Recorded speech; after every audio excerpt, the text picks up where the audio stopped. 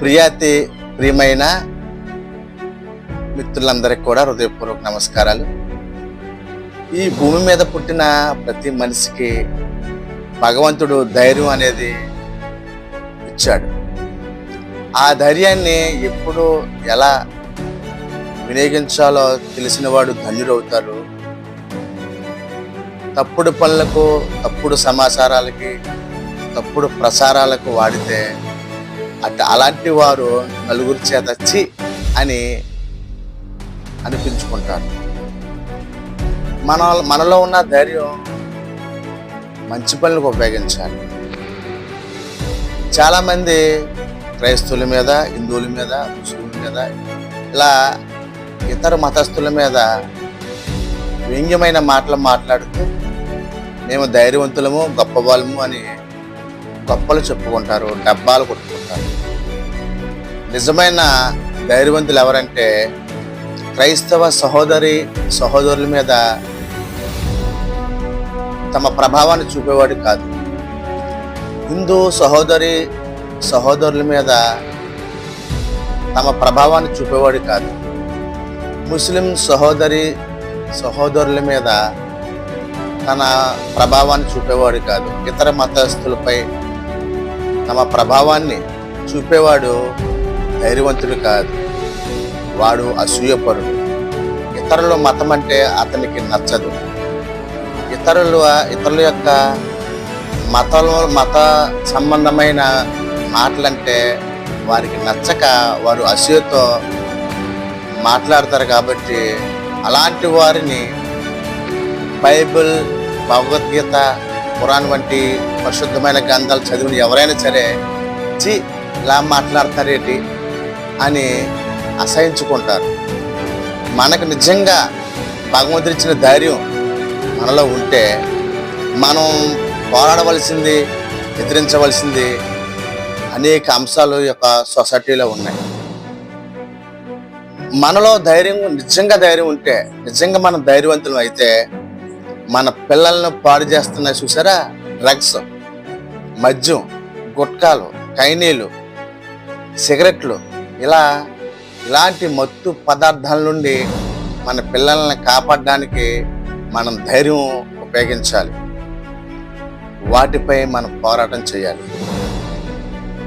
అసభ్యకరమైన సన్నివేశాలు సినిమాల్లో పెడుతూ గదుల్లో మాత్రమే ఉండవలసిన సంసార జీవితాలను సినిమా హాల్లో, పబ్లిక్లో పెట్టి డబ్బులు సంపాదించుకున్న పోరంబోకేదల మీద మనం ధైర్యంగా పోరాడాలి. అదేవిధంగా పిల్లలు ఏమైపోతారో అని తల్లిదండ్రులకు దుఃఖాన్ని కలిగించే బెట్టింగు, జోదం వంటివి చాలావి మనుషులను నష్టాలలోకి కూరుకుపోతున్నాయి, తీసుకెళ్తున్నాయి. కొంతమంది ఆత్మహత్య చేసుకుంటున్నారు, రకరకాల పరిస్థితులకు బానిసలైపోతున్నారు.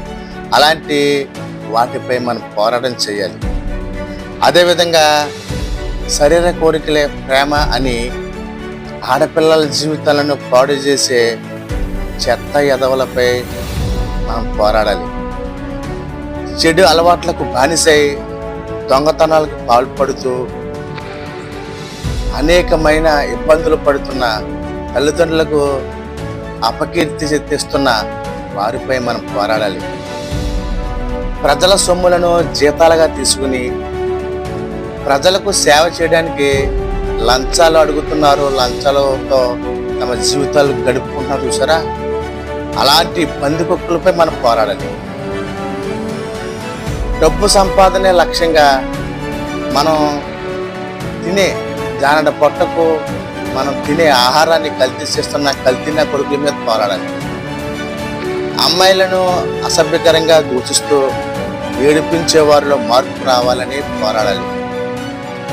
బలహీనులపై దౌర్జన్యం చేస్తూ ఈ బలహీనుల పక్షాన అడిగేవారు ఎవరో లేరని విర్రవీగే వారిపై పోరాడాలి.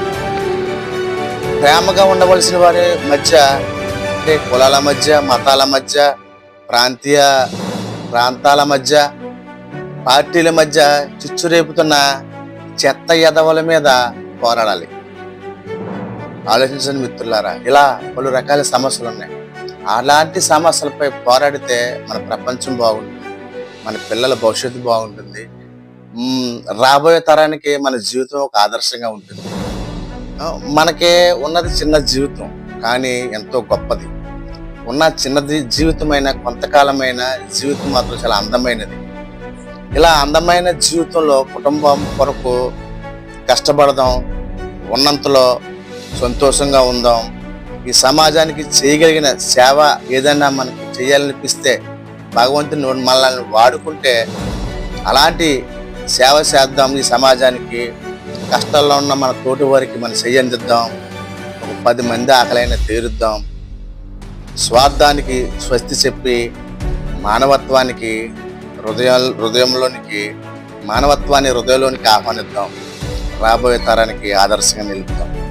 మీ సహోదరుడు విశ్వనాథ్ పల్లి, మండపేట.